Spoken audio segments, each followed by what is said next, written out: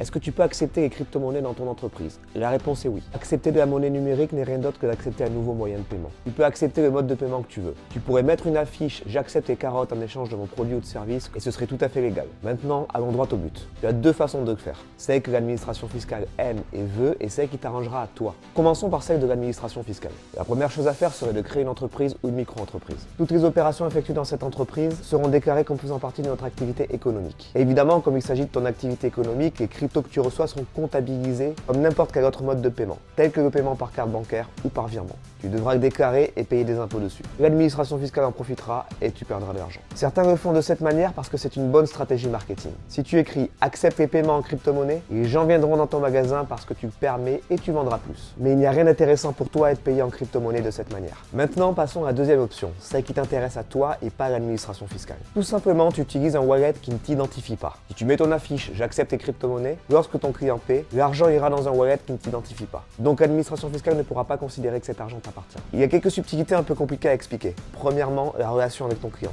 Si le client a un problème avec ton produit ou ton service, il apparaîtra quelque part qu'il a payé en crypto-monnaie. Du coup, ce que beaucoup de gens font, c'est d'avoir deux wallets. Un associé à leur entreprise et un qui ne l'est pas. Ainsi, si tu as un problème avec un client, tu le traites depuis le wallet qui t'identifie fiscalement. Et tu continues à traiter le reste de ton business depuis le wallet qui ne t'identifie pas. Et le tour est joué.